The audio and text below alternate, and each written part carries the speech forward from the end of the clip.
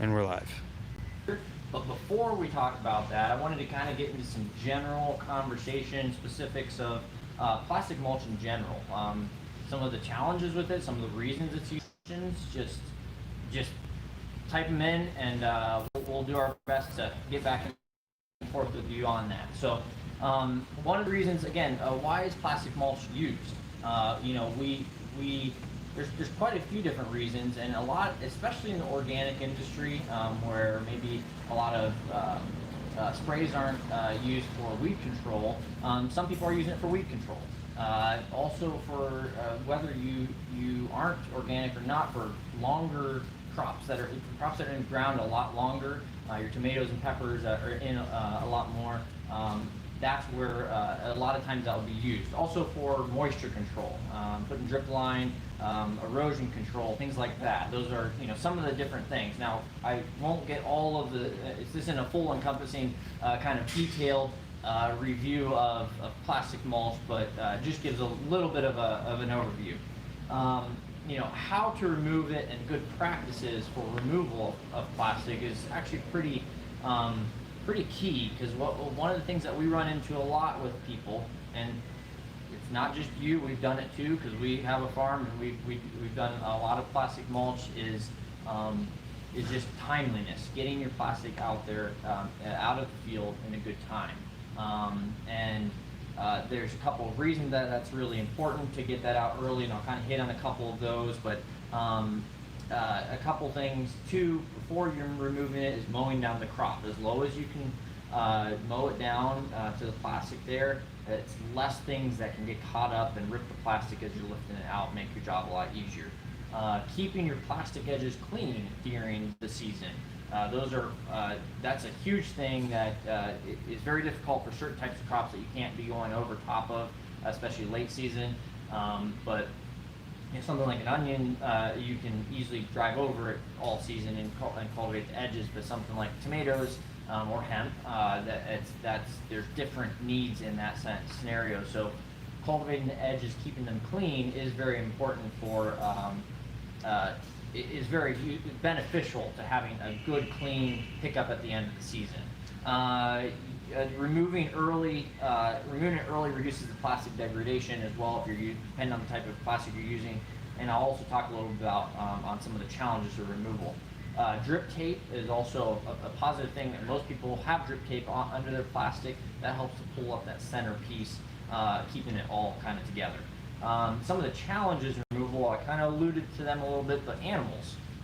That's, the longer you have it in the ground, the more opportunity for deer to run over it and puncture more holes in it. And then as you're pulling up your plastic, you're going to get more tearing, and you got to start your roll back over. Doesn't matter what machine you have, that can be a very common issue. Cheap plastic is something that is often done too. People use a really cheap plastic. What you want is a good quality, something like a 1 mil plastic that's a good quality. From a plastic lane, you go from a plastic lane to a plastic removal standpoint. Well, plastic lane, you want a nice, like a 1 mil quality plastic that has good stretch to it, that gives you a good bed, that you can really form to a bed.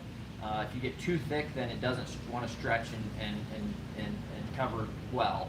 If you get too thin, then you get more ripping, easier, things like that. So a good quality plastic does wonders in your ability to, at the end of the season, pick it up.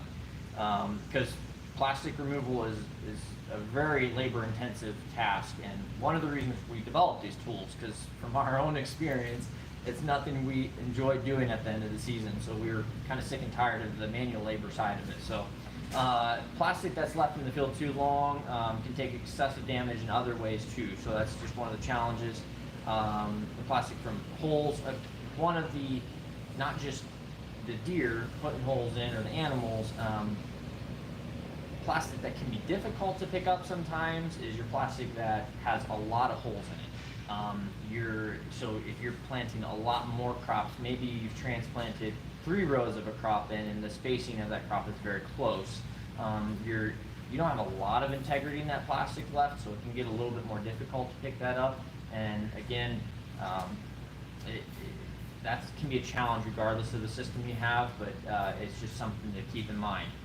Crops with woody stems that kind of wrap around the edges of the plastic right at the opening, and you haven't been able to mow down quite. You can't obviously mow at the plastic level, but you get as close as you can to cut that off. If you have those woody stems wrapped around there, then it'll, as you're pulling it up, it'll just create more tearing on the plastic. So these challenges and experiences, kind of like I said, we've done a lot of farming, growing vegetables with plastic, and so that's kind of why we've developed a lot of these tools.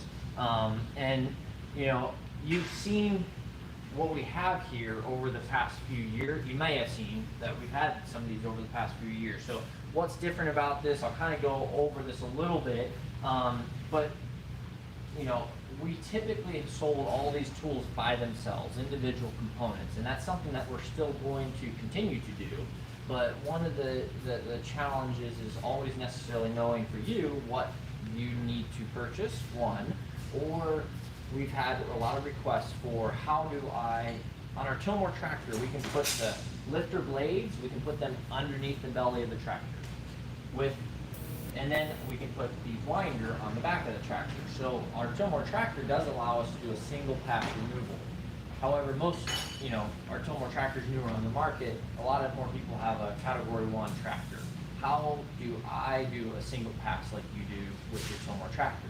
And that's kind of what this package is about. This is a system that we've added a few more components that tie the two together that allow you to install all the pieces and components together on one machine to do that one pass removal. So that's kind of where a lot of this is born out of. And so we're excited to kind of have this available. That's going to be available real soon on the website to allow, you know, the labor-intensive task of plastic removal. Just again, reiterating that it's a pain, and the ability to do that all together is really a big advantage. So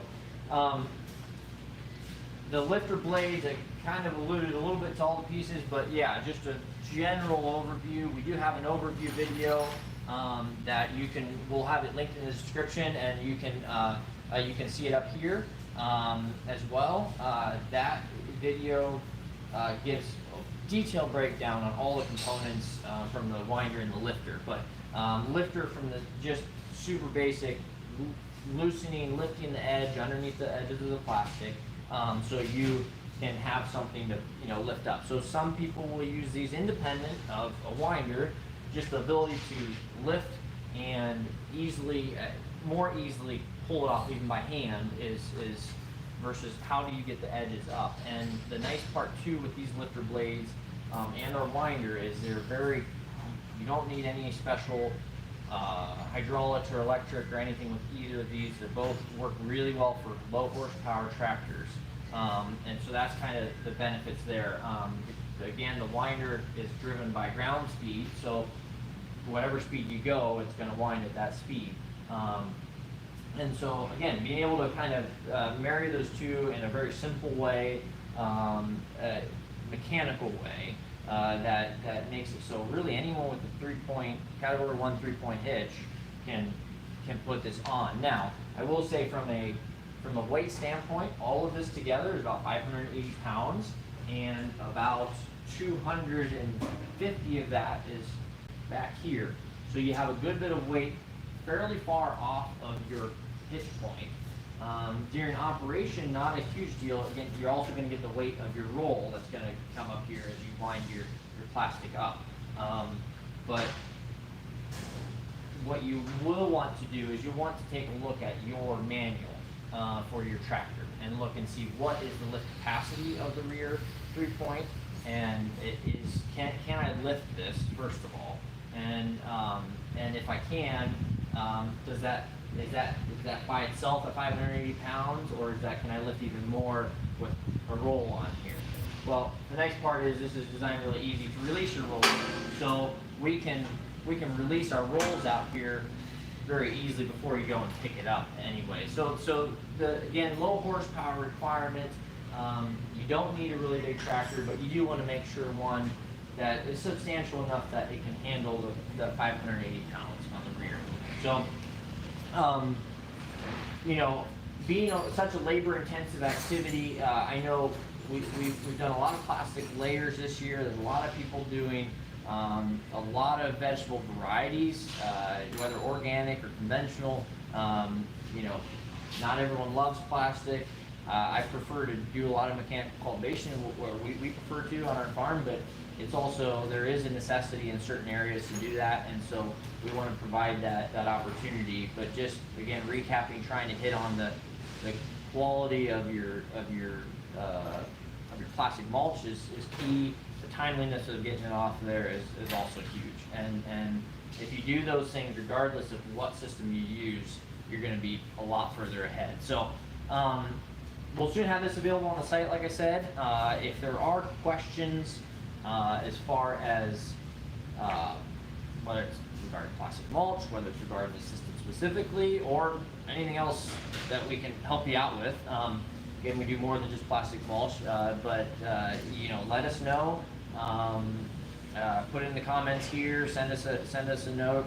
Check on our website, tilmor.com, and you can get contact information there as well. But yeah, thanks for tuning in. If this is something you guys enjoy, you like the live video, some of these walkarounds.